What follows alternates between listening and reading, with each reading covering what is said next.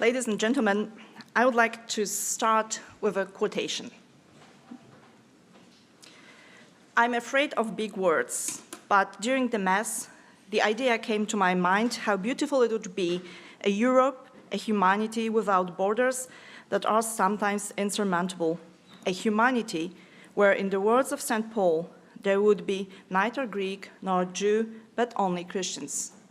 Yes, French people too, Poles, but first of all Christians, humans, and then French and Poles. Take home the best impressions of Poland. You will see here a nation that wants to live its national life in peace, not only with France and Russia, but with the whole world, including Germany. These words were spoken in 1957, originally in French, by Bolesław Kominek, a Polish bishop, in Wrocław, in the former German territories, incorporated to Poland 1945, to a group of former French forced laborers imprisoned in Germany near Wrocław during the World War II. Can you hear me?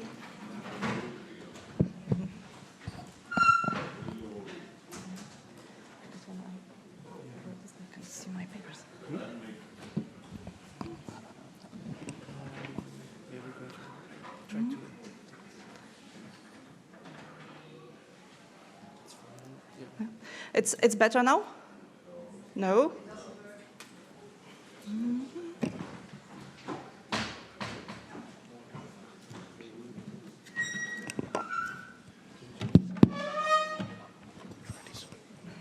I turned off.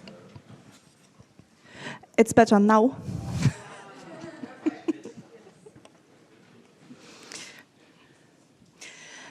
So, back to the quotation.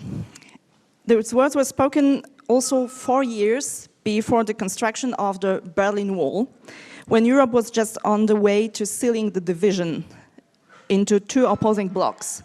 And then a bishop behind the Iron Curtain spoke of a Europe without borders.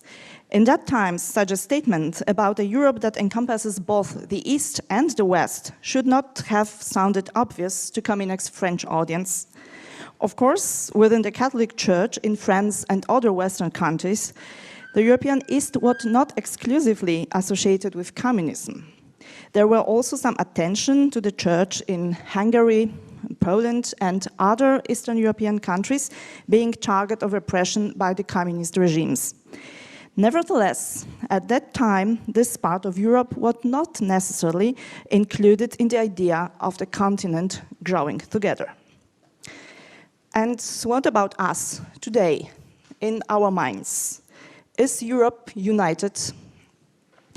It rather seems that the division of Europe in the second half of the 20th century into two political blocs still shapes our thinking about Europe. Although more than 30 years have passed since the collapse of communism and almost 20 years since the EU's eastward enlargement.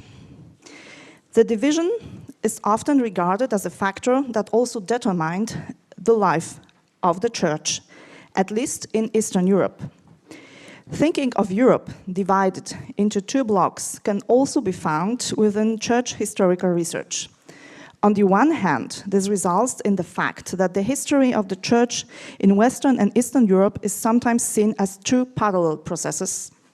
On the other hand, in Western academia, the experience of the Church in Eastern Europe is presented in a truncated way. The description commonly used for this region, behind the Iron Curtain, fosters stereotypes and simplifications, for it suggests that the reality behind the curtain was a monolith. It perpetuates in our minds the division of Europe and suggests that the Iron Curtain is not a shared European history, but that it excludes some European regions from being a subject of history. This includes, for example, the conviction that communism turned the Catholic Church in Eastern Europe into a church of silence, so that allegedly church life there was almost paralyzed during the communist period and no in-depth theological reflection took place. This way of thinking also refers to the Second Vatican Council. Eastern European bishops are supposed to have no significant participation in the council events. The countries of Eastern Europe are also supposed to have remained untouched by the council reforms until 1989. The division of Europe, which is still alive in our minds, also influences research interests in this context. In Western European church history, the participation of Eastern European actors at the Council and the reception of the Council in Eastern Europe are rarely taken into account. Against this background, I would like to pose the central questions of my presentation. These questions are located on two levels. First, on the content level, I would like to ask, to what extent did the Iron Curtain and the division of Europe make themselves apparent at the Council? And could this division also be overcome in the conciliar context? On the level of the research approach, I would like to ask, what do the insights into the participation of Eastern European actors at the Council mean for the research approach of church history to the church life in Europe in the 20th century?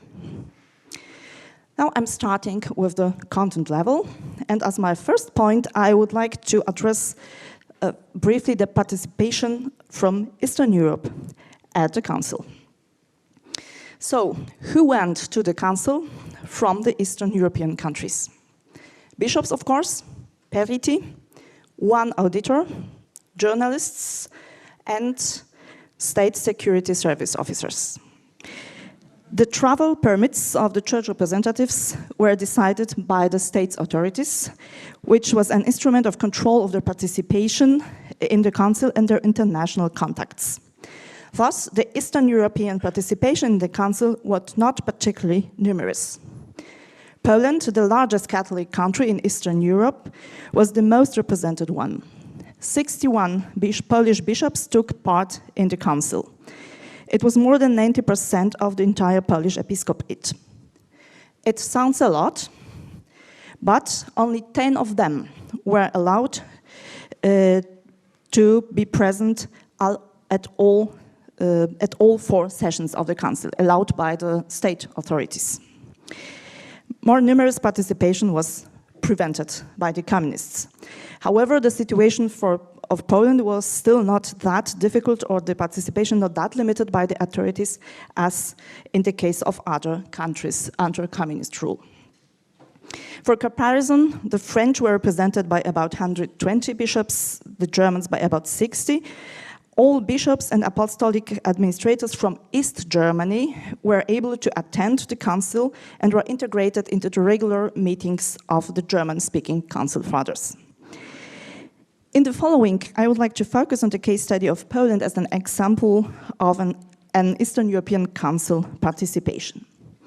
So in addition to the bishops, Poland sent several journalists to the council, as well as one auditor, professor of history at the Catholic University in Lublin, Stefan Świeżawski, a student of Etienne Gilson and friend of Jacques Maritain from the time of his studies before the World War II in Paris.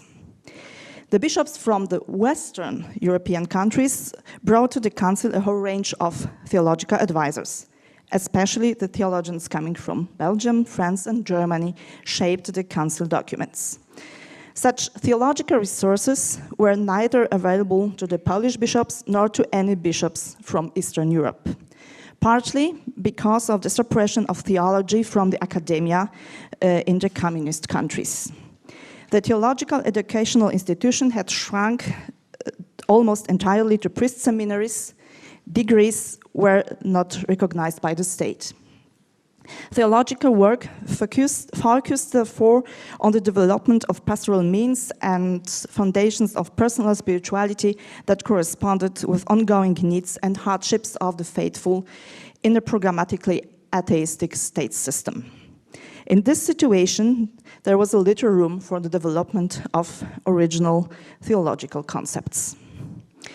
Despite these difficulties, bishops from the east of Europe participated in international cooperations of European bishops at the Council, and that's what I'm going to address now. So my first point here is the participation of Polish bishops in council bodies and their contribution to council documents. Although the number of 10 Polish bishops who participated in all 4 sessions seems small, 7 of them were involved in official council bodies. The Primate of Poland, Cardinal Stefan Wyszyński, was a member of the Presidium. Polish bishops also actively participated in the development of at least 3 council documents, in the drafting of the decree Inter Mirifica, in the discussion leading up to the approval of the Declaration Dignitatis Humanae, which 30 Polish bishops approved, and finally, an influence of Karol Wojtyła on the pastoral constitution Gaudium et Spes can be traced. Wojtyła contributed to the passages on atheism and actively participated in the discussions on the role of the laity in the church and in society, guided by the experience of the church in the communism state system. Wojtyła was also perhaps the best internationally interconnected Polish bishop, and the council made him an internationally recognizable figure in the Catholic Church, which later resulted in his election as Pope.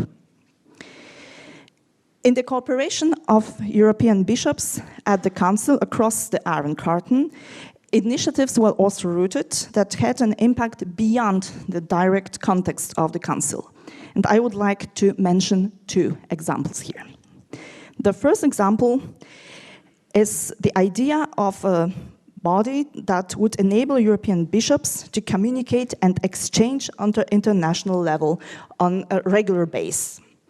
The first meeting of the presidents and secretaries of the European episcopates in this regard on November 1865 set in motion a process that resulted in the founding of the Council of the Bishops' Conferences of Europe in March 1971.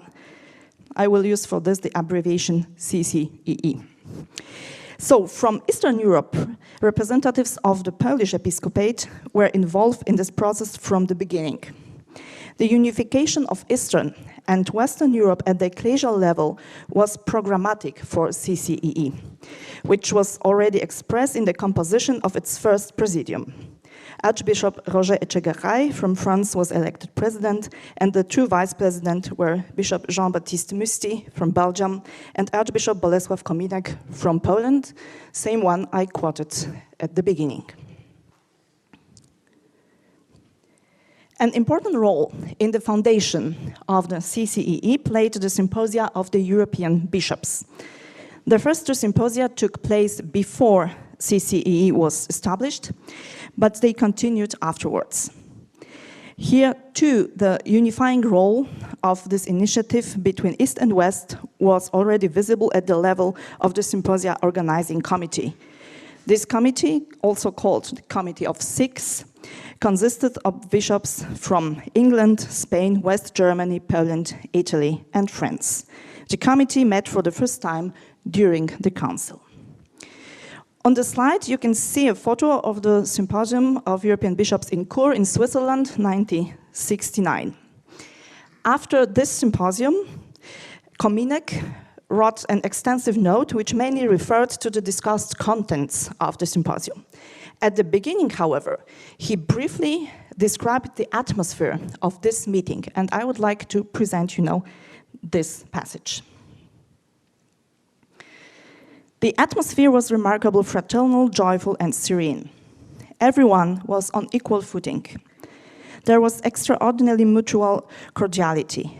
Neither the French nor the Germans did put on airs and graces. Poland and other nationalities from behind the Iron Curtain were not shown any sense of superiority. We also did not have the slightest inferiority complexes towards the West. A high level of Christian culture throughout the meeting. In these words, the experience of unity is blended with the experience of division, which is reflected in problems of mutual perception between different regions of Europe. It is true that Kominek sees these as overcome in the context of this symposium. But we can assume that in the context of other international encounters, he was confronted with both attitudes of superiority and with inferiority complexes. Why else would he emphasize this aspect of the symposium so strongly? The second example of the cooperations of bishops reaching beyond the direct council context is the German-Polish reconciliation after the World War II. For the German and Polish bishops, the council provided a unique context for a new beginning in the face of the relationship between the two nations, which had been ruined by the World War II. After the traumas of the war and its aftermath, the encounters during the council were for many bishops the very first opportunity since the war to meet their counterparts from the neighboring country in person and to come to terms with each other's war experiences beyond the historical narratives that publicly dominated in their home countries. The very first visit of Polish bishops to West Germany took place very discreetly still during the council. The Bishop of Lublin and his auxiliary bishop traveled to Germany with Vatican passports and in strict confidentiality in order to avoid difficulties on the part of the state authorities upon their return to Poland.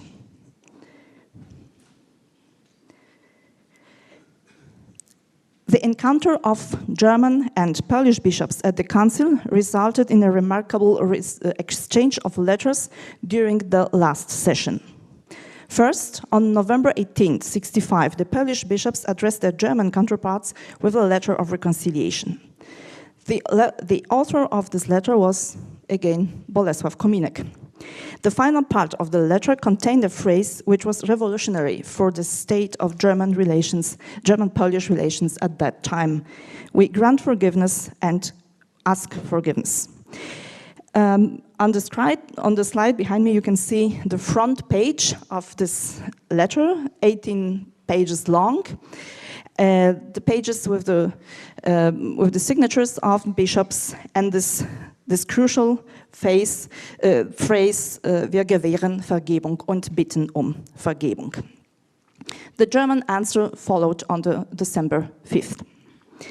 In reaction to this correspondence, the communist government in Poland launched an anti-church campaign that lasted several months, the strongest one since the period of the Stalinism. The government interpreted the message of reconciliation as a betrayal of Polish national interests and support for the West German historical revisionism. When the Polish bishops had to defend themselves against the hostile agitation, they explicitly legitimized their gesture of reconciliation with the unique atmosphere of the council at its call for dialogue and peace. The exchange of the letters had taken place in the spirit of the council, according to statements of many Polish bishops from that time. Even 15 years later, Cardinal Wyszyński referred to the council as the special circumstance of German-Polish rapprochement at the episcopal level. In anticipation of the visit of the delegation of German Bishops' Conference in Poland in September 1980, he wrote to Cardinal Höfner, I quote, "With satisfaction today, we can say that since the Second Vatican Council, there has been a beneficial rapprochement between the churches of our nations. It was initiated by personal contacts of bishops during the council, exchanges of correspondence and mutual fraternal visits. Our bishops' conferences and their secretariats were also of great importance. This is in the line with the thought of the Second Vatican Council's decree Christus Dominus, which emphasizes that communications between episcopal conferences of different nations should be especially encouraged in order to promote and safeguard the common good." Meanwhile, the German-Polish reconciliation gesture at the Council not only became iconic for the German-Polish relations, but also a kind of model for other international reconciliation contexts. Now I would like to briefly address the reception of the Council in Eastern Europe using again the example of Poland. So the reception of the Council in Poland already began during the Council. The participating bishops reported on council sessions in sermons and pastoral letters. During the sessions, the church in Poland accompanied the council with times of prayer organized for this occasion in parishes across the country and centrally in the National Shrine Częstochowa. In the Polish reception of the council, there were parallels to developments in the West, like liturgical reform, structural changes as constitutional reorganization of the bishops' conferences, and upswing in lay movements. The council reception in Poland took place in several ways. I would like to address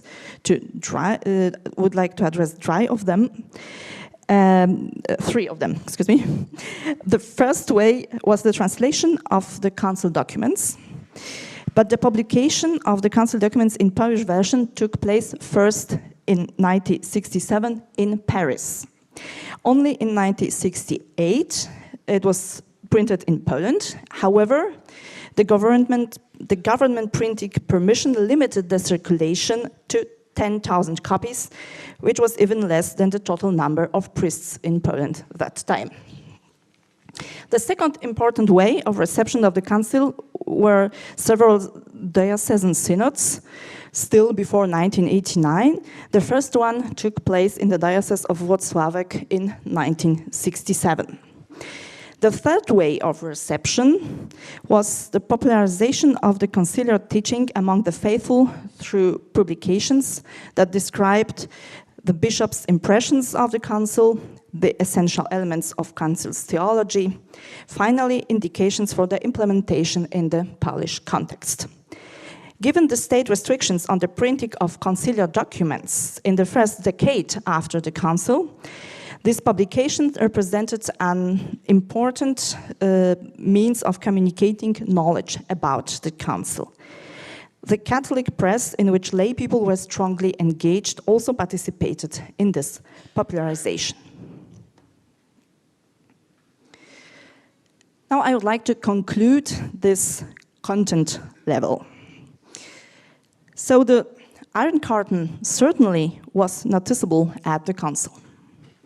And yet, the central question asked in the title of this presentation can be answered in the affirmative. It was a common council for divided Europe. The universality of the church across the Iron Curtain can be traced in different areas. Some of them I sketched here. I focused on Poland, so I have to mention now that in other countries of the Eastern Bloc, the situation of the church varied from the Polish one, and the political conditions restricted the church life to different degrees. But still, it was not a church of silence, which would be cut off from the world Catholicism. For Eastern European bishops, the council had great relevance, not only as an ecclesial event. In view of the political division of Europe, which made international communication difficult even on the level of the church, the council offered them the opportunity to meet and have an open exchange with bishops from all over the world. The council had also practical, tangible consequences in Eastern Europe, both short and long term. And not only for the church. It provided impetus for changes at the socio-political level in which Christians were actively involved. Now, in coming to my second question on the research approach level, question: what do the insights presented here into the participation of Eastern European actors at the Council mean for the research approach of church history? These insights show, I think, that without a comprehensive perspective in church historical research that also takes Eastern Europe into account, European historiography remains incomplete or even mutilated. After all, the Iron Curtain did not mean the disappearance of Eastern Europe from the history of the Church. It remained a common European history, not least because the Iron Curtain was formed with the consent of the Western Allies. True, it was the history of a divided Europe. But in this divided Europe, the structure of the Catholic Church remained transnational. And many people deliberately used this structure to overcome the divisions caused by the geopolitical situation. Therefore, applying the view of Europe as two blocks to the history of the Church does not fully do justice to the facts, which can be proven in historical sources, and leads to distorted stereotypical ideas. Without a research perspective that includes Eastern Europe, we also obscure our view on important contexts of European history, such as, for instance, the role of the Church in reconciliation processes after the Second World War, not only in the German-Polish context, in the overcoming of the communism, and thus in the European integration.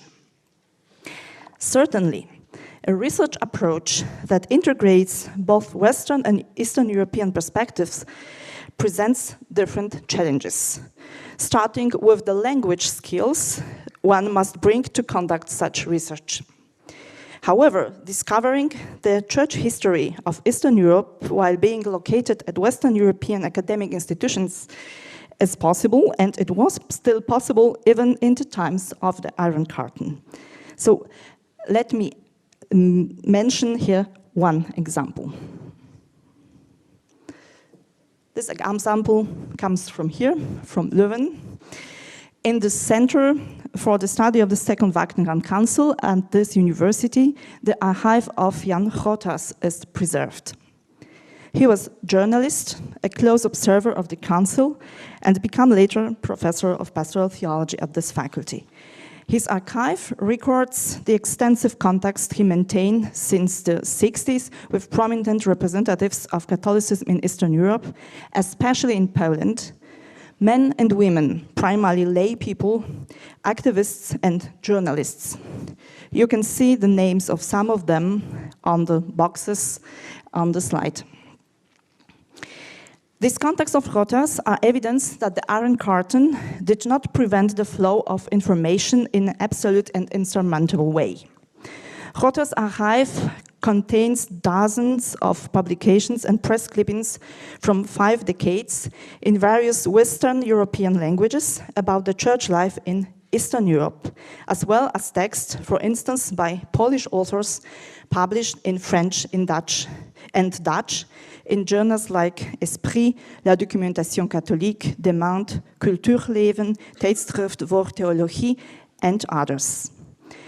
Those texts deal with the challenges to Catholicism posed by the communism dictatorship, the Polish perspective of Vatican II, and the reception of the Council in Poland. Thus, we had at our hands materials for at least a rough orientation on the subject of Catholicism in Eastern Europe. But it is not the only place in Western European region where we can find materials on the European East. Also today's European international research infrastructures, grants and scholarships, the mobility of scholars, including the presence of those originating from Eastern Europe at Western European academic institutions, offer excellent opportunities for closer cooperation and exchange in the field of a cross-European church history. Bishop Kominek's hope from 1957 for a Europe without borders came true in large parts of the continent. Let's make this fruitful also for the field of the church historical research. Thank you.